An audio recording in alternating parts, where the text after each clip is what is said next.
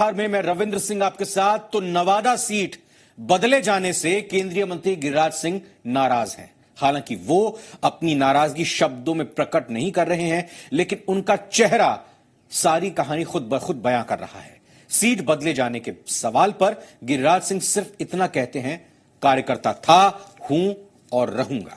गिरिराज सिंह की नाराजगी को पार्टी भी समझ रही है, लेकिन गठबंधन के साथ ही बीजेपी का अंदरूनी मामला बताकर पल्ला झाड़ रहे हैं।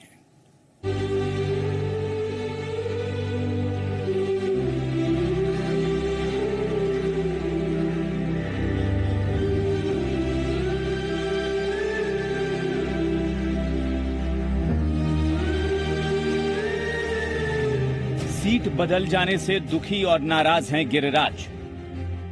जब नहीं चाहते थे तब उन्हें भेजा गया था नवादा। अब नवादा चाहते हैं तो भेज दिया बेगूसराय।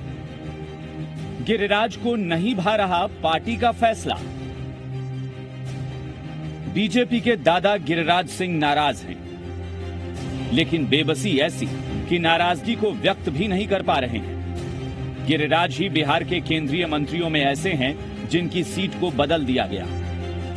जिस नवादा सीट से गिरिराज सिंह सांसद थे, वो अब एलजेपी के खाते में चली गई है। उन्हें बेगूसराय सीट से चुनाव लड़ने को कहा गया है। गिरिराज सिंह बेगूसराय और नवादा से लगाव होने की बात कहते हैं, लेकिन साथ ही ये भी कह रहे हैं कि हमने अपनी बात प्रदेश अध्यक्ष को कई बार बताई थी, लेकिन ऐसा फैसला क्यों हुआ हम नहीं कह सकते। न मैं आहत हूं, न दुखी हूं, न राजनीति में ऐसे शब्दों का कहीं कोई जगह है। मैं एक कार्यकर्ता था, कार्यकर्ता हूं, कार्यकर्ता रहूं। बेगूसराय से भी आपका एक रिश्ता रहा है। हाँ, रिश्ता था। मेरी राजनीतिक शुरुआत एक तरह से कह लें कि तन मन से वहीं से, और रिश्ता था, रिश्ता है, रिश्ता रहेगा। गिरिराज सिंह के नाराज और दुखी होने की बात पार्टी के नेता भी मान रहे हैं। इनका कहना है कि गठबंधन धर्म का पालन करने के लिए पार्टी आलाकमान ने सोच समझकर फैसला किया होगा। बीजेपी की सहयोगी जेडीयू का भी कहना है कि हम एनडीए के सहयोगी हैं, लेकिन किस सीट से किसे लड़ाना है ये किसी भी दल का निजी मामला है। नवादा के लोगों का प्यार और प्रेम इस प्रकार का है कि वो चाहते थे कि नवादा ही लड़े, लेकिन हमारा प्रदेश और केंद्र का नेतृत्व ने फैसला किया है, तो मुझे लगता है कि उसको वो मानेंगे। देखिए, इसमें जनता दल यूनाइटेड गठबंधन का हिस्सा जरूर है, लेकिन गठबंधन में इस बात पर सहमति है कि एक पार्टी के हिस्से की सीटों को वो पार्टी तय करती है। उसमें गठबंधन के दूसरे साझेदार दलों की कोई भूमिका नहीं है। इसलिए इसमें जनता दल यूनाइटेड का इस पूरे प्रकरण में इसकी कोई भूमिका ही नहीं। गिरिराज सिंह जी नाराज हैं किसी वजह से, तो उस दिन मैंने उनको फोन किया। 4 दिन पहले मैंने खुद सामने से उनको फोन किया और उनसे मैंने जानना चाहा कि मेरी वजह से तो कम से कम वो नाराज नहीं है। और आज पुनः जब इस तरीके की जानकारी सामने आ रही है, तो मैं आज भी मैं उनको फोन करूंगा और कम से कम इस बात को सुनिश्चित करूंगा कि मैं उनकी नाराजगी का कारण नहीं होना चाहिए। केंद्रीय मंत्री गिरिराज सिंह की छवि बीजेपी के कट्टर नेताओं में रही है। लगातार अपने बयानों को लेकर वो सुर्खियों में रहते हैं, लेकिन जिस तरह से उनकी सीट नवादा को लेकर हाल के दिनों में चर्चा हुई, तो उन्होंने चुप्पी साध ली थी। अब जब सीट का बंटवारा हो गया है, तो गिरिराज सिंह की नाराजगी सामने आ गई है। इससे बीजेपी आलाकमान कितना इत्तेफाक रखता है, ये देखने वाली बात होगी। शैलेंद्र, जी मीडिया, पटना। एनडीए में सीटों का बंटवारा होने के बाद सभी घटक दल अपने अपने उम्मीदवारों के नामों पर मोहर लगाने में जुट गए हैं। एक तरफ जहां बीजेपी उम्मीदवारों की सूची तैयार कर चुकी है, वहीं जेडीयू ने भी लगभग सभी उम्मीदवारों के नाम फाइनल कर दिए हैं। बस उन उम्मीदवारों के नाम को सार्वजनिक करने की देर है। महासमर की महा तैयारी, एनडीए कुनबे की जोरदार दावेदारी। अब प्रत्याशियों के सूची की बारी, टिकट चाहने वालों की गुहार जारी।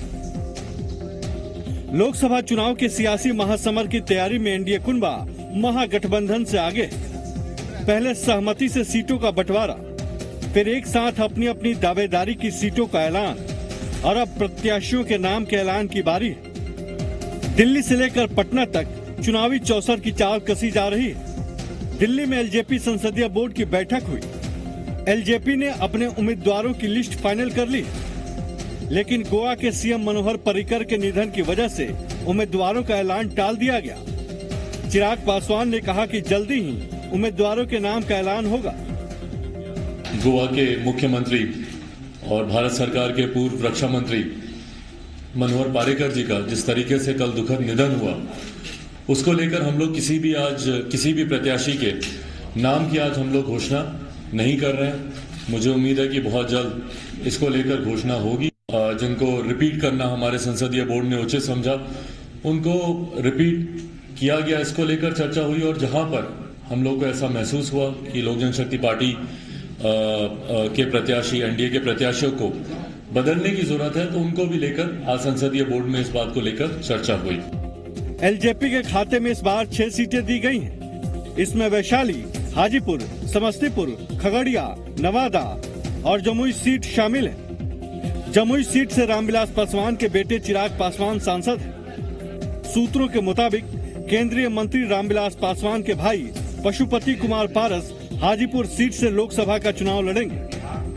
पार्लियामेंट्री बोर्ड को यह अधिकार दिया गया है, विधिवत 6 लोकसभा सीट जो है, कौन कहां से उम्मीदवार होंगे, पार्लियामेंट्री बोर्ड के चेयरमैन उसका विधिवत घोषणा करेंगे। समस्तीपुर से इस बार जो है जीतेंगे और हर एक इंगिल से हमसे ज्यादा जो वहाँ का मतदाता है, जो वोटर है, वो भी अपने आप में आकलन कर रहे हैं। उधर जेडीयू की भी अपनी तैयारी है। पार्टी के प्रत्याशी दावेदार सीएम आवास से लेकर प्रदेश अध्यक्ष तक अपनी दावेदारी लेकर पहुंच रहे हैं। वाल्मीकि नगर से टिकट के प्रबल दावेदार वैद्यनाथ महतो, भागलपुर सीट की दावेदारी को लेकर राज्यसभा सांसद कहकशां परवीन, पूर्व विधायक कैलाश यादव ने भी अपनी अपनी दावेदारी जताई। दावेदारी है, दावेदारी है, एकदम दावेदारी है। तो मुख्यमंत्री जी ने बुलाया कि आप हम वहाँ से बुलाहट हुई जा रहे हैं। बुलाहट हुई जाना, तो वाल्मीकि नगर, ठीक। तो क्या तैयारी है आपकी वहाँ से? पूरी तैयारी कर ली गई है। अब एनडीए के खेमे से प्रत्याशियों के फाइनल नाम का इंतजार है और तब तक टिकट के दावेदारों की दौड़ जारी रहेगी।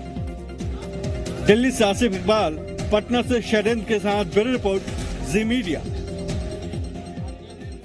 महागठबंधन की महाउलझन बरकरार है। बिहार में 40 सीटों के बंटवारे को लेकर महागठबंधन में अब तक पेच फंसा हुआ है।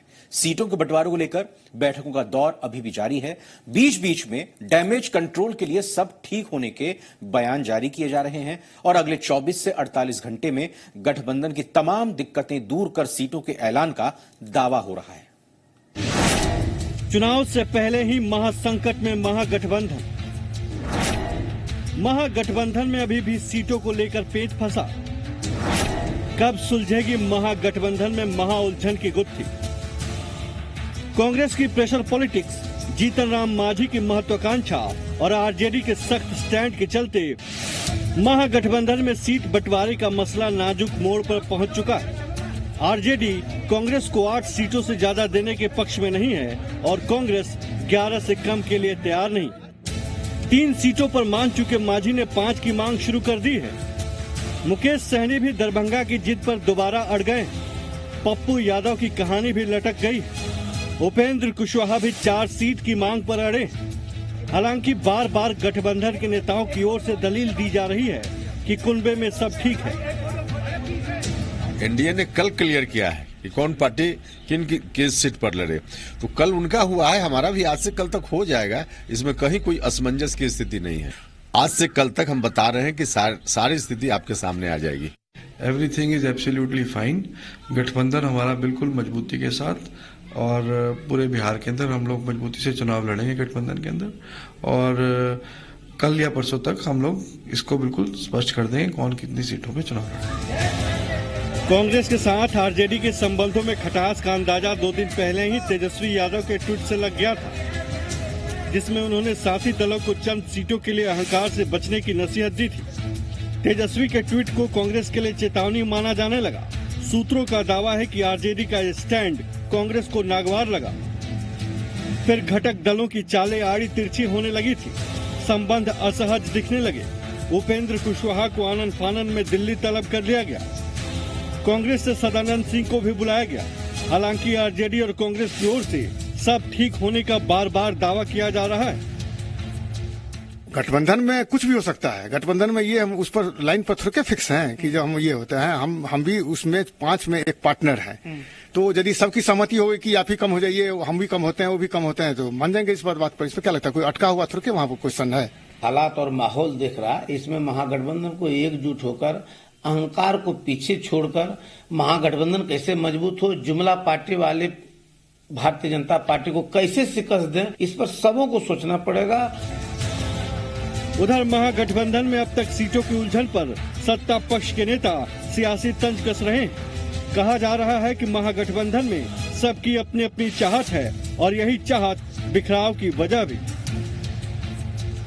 और मुझे नहीं लगता है कि जो महागठबंधन की जो रूपरेखा बनाई गई थी, वो महागठबंधन जिन लोगों को लेकर बनाई गई थी वो रहेगा। मुझे पूरी उम्मीद है कि महागठबंधन बिखरेगा और एक नई नाम कोई आएगा। कि कांग्रेस पार्टी आज के दौर में राजनीतिक स्वाभिमान खो चुकी है और इनके नेताओं की स्थिति यह है कि ये लालू यादव की तो चाकरी करते रहे, अब तेजस्वी यादव को भी खुश करने के लिए मुंह में चुप्पी रखे हुए हैं। देखिए, महागठबंधन में क्या है ना, लोगों के अंदर हताशा है, निराशा है, बेचैनी है।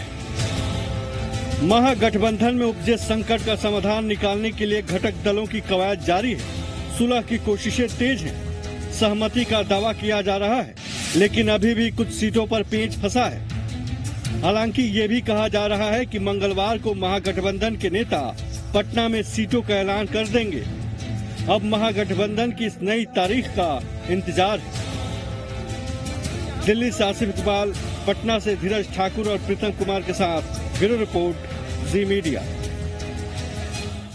2019 के सियासी महासमर का आगाज हो चुका है। चुनाव आयोग ने आज पहले चरण के लिए अधिसूचना जारी कर दी है।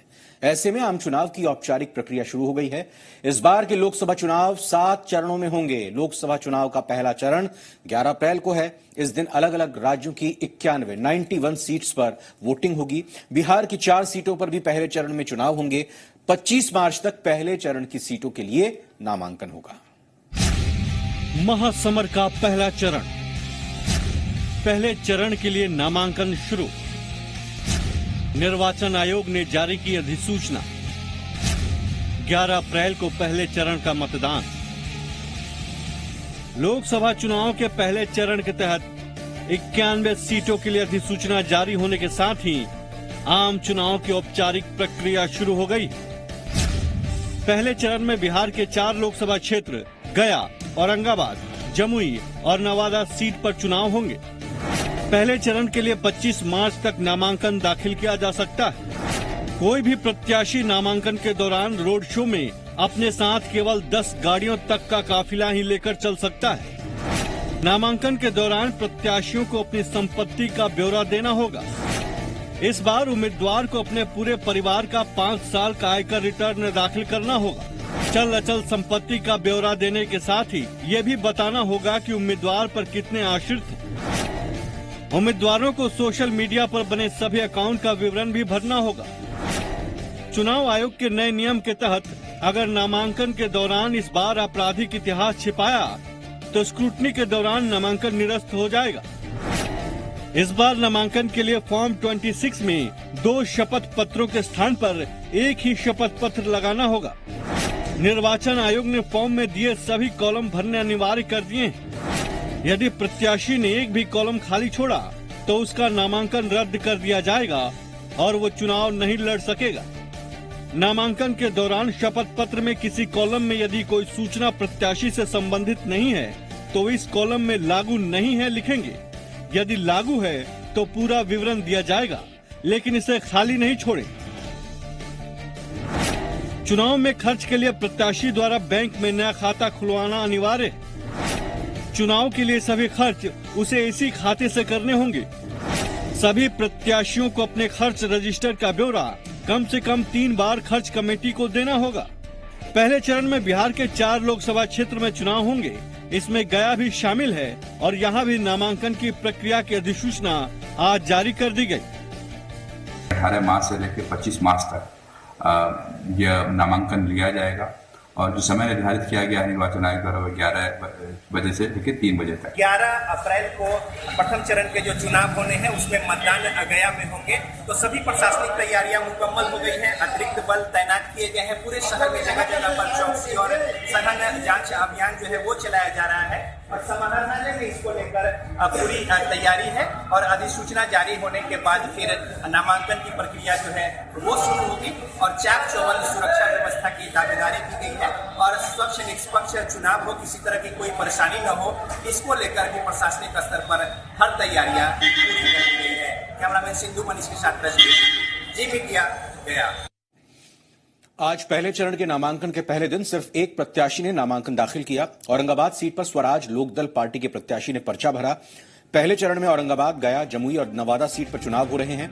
पहले चरण का चुनाव 11 अप्रैल को होगा। वहीं बिहार में दूसरे चरण के लिए 5 लोकसभा क्षेत्रों में 18 अप्रैल को होने वाली वोटिंग के लिए कल अधिसूचना जारी होने के साथ ही नामांकन की प्रक्रिया शुरू हो जाएगी। दूसरे चरण के लिए किशनगंज, कटिहार, पूर्णिया, भागलपुर और बांका सीट के लिए कल अधिसूचना जारी कर दी जाएगी। अधिसूचना जारी होने के साथ ही कल से प्रत्याशी अपना नामांकन दाखिल कर सकेंगे।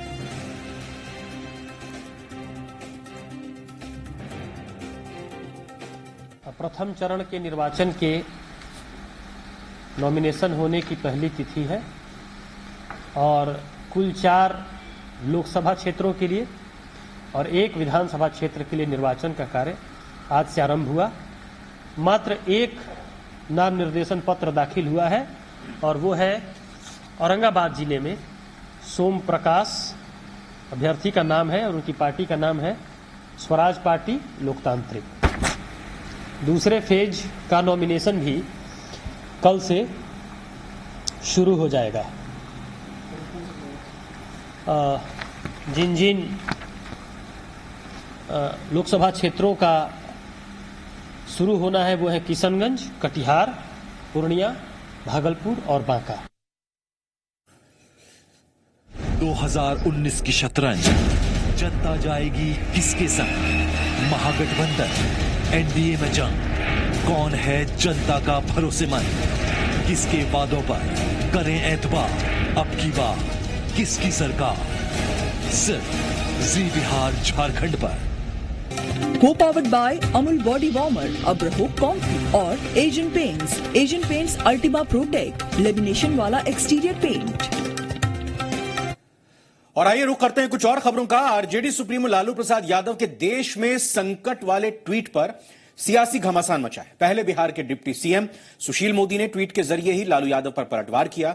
फिर आरजेडी अपने सुप्रीमो के बचाव में विरोधी पक्ष पर बयानों के जरिए तंज कसते हुए नजर आई। तो बीजेपी और जेडीयू ने सुशील मोदी के ट्वीट का समर्थन किया। सियासी समर का चढ़ता पारा, बिहार की राजनीति का बढ़ा तापमान, डिप्टी सीएम का लालू पर निशाना। जब दुनिया में भारत का डंका बज रहा है तब लालू प्रसाद को देश संकट में नजर आ रहा है। दरअसल इस समय बेनामी संपत्ति बनाने वाले, बैंकों का पैसा लेकर विदेश भागने वाले, रक्षा सौदे में दलाली खाने वाले और सत्ता का दुरुपयोग कर जमीन जायदाद मॉल बनाने वाले लोग अभूतपूर्व संकट में। सुशील मोदी के ट्वीट पर आरजेडी का पलटवार। आप बताएं कि आप लोगों को जवाब दें कि किस मुद्दे पर, किन-किन मुद्दों पर आप जाने का काम करेंगे इस बार चुनाव में, बशर्ते कि देश की अस्मिता और देश के रक्षा और देश के स्वाभिमान को छोड़ के आप विकास के नामों पर और भ्रष्टाचार मुक्त के नामों पर है हिम्मत तो चुनाव लड़ने का काम करेंगे। हर बयान पर काउंटर बयानबाजी। आप अपना महागठबंधन एकजुट करिए। न्यायपालिका में जो गुहार लगा रहे हैं कि हुजूर बीमार हैं, कुछ उपाय कर दीजिए, तो अपने पाप कर्म जो आपने किया है राजनीति में, उसके लिए आपको संकट नजर आ रहा है। इस संकट का कोई समाधान नहीं है। लालू जी का जो चेहरा है वो अपने आप को पेश करते हैं कि वो देश में सामाजिक न्याय का चेहरा है, लेकिन एक बड़ा प्रश्न है उठता है कि क्या उन्होंने सामाजिक न्याय के नाम पर क्या किया? गरीबों, दलितों, पिछड़ों को ठगने के सिवा क्या उन्होंने कुछ किया है क्या? बिहार के मुख्यमंत्री नीतीश कुमार ने देश के पूर्व रक्षा मंत्री और गोवा के सीएम रहे मनोहर पर्रिकर के निधन पर शोक व्यक्त किया।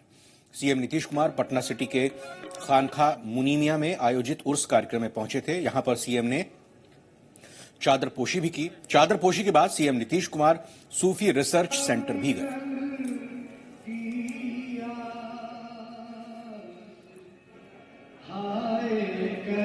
तो कल भी ट्वीट किया गया था मुख्यमंत्री नीतीश कुमार की तरफ से मनोहर पर्रिकर को लेकर, और आज उन्होंने अपनी भावनाओं का, अपनी संवेदनाओं का इजहार किया मनोहर पर्रिकर की अचानक मृत्यु के बाद। आपको बता दें कि मनोहर पर्रिकर का कल शाम को निधन हो गया था और साथ ही साथ आज उनका अंतिम संस्कार किया गया। दरअसल मुख्यमंत्री नीतीश कुमार चादरपोशी के लिए खानखा मुनीमिया में आयोजित उर्स कार्यक्रम में पहुंचे थे।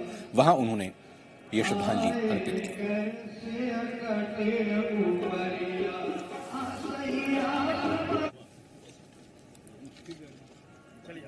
वैसे तो हर किसी को जो जन्म लेता है उसका जाना निश्चित है, लेकिन इस तरह के व्यक्ति जब छोड़कर चले जाते हैं दुनिया को तो दुखद होता है, और सब लोगों को इसके प्रति एक मन में, जिसको कहिए कि भाव है उनके प्रति, सम्मान का सब लोगों के प्रति, और मेरे मन में भी उनके प्रति बहुत ही एक सम्मान का भाव है। हम अपनी उनके प्रति श्रद्धांजलि अर्पित करते हैं। मुजफ्फरपुर के चर्चित शेल्टर होम केस को लेकर सोमवार को दिल्ली की साकेत कोर्ट में सुनवाई हुई। दिल्ली में साकेत स्थित पॉक्सो कोर्ट में आरोप तय करने के लिए 25 मार्च की तारीख तय की गई है। मामले में मुख्य अभियुक्त ब्रजेश ठाकुर समेत 21 लोगों को चार्जशीट किया गया है। इस मामले में बहस पूरी हो गई है और कोर्ट ने इस मामले में अपना आदेश सुरक्षित रख लिया है। एडिशनल सेशन जज सौरभ कुलश्रेष्ठ की अदालत ने सभी पक्षों को सुनने के बाद आरोप तय करने पर आदेश सुरक्षित रख लिया है। खबर बिहार में इतना ही, लेकिन आपसे एक महत्वपूर्ण अपील। जी मीडिया सभी देशवासियों से ये आग्रह करता है, अपील करता है, 11 अप्रैल को शुरू हो रहे हैं लोकसभा के चुनाव और आप मतदान जरूर करें। जागरूक बने आप और अपने घर वालों को, दोस्तों को, सभी जानने वालों को भी जागरूक करें। इस बार वोटिंग की लाइन नहीं टूटनी चाहिए और ना ही कोई मतदाता वोट करने से छूटना चाहिए।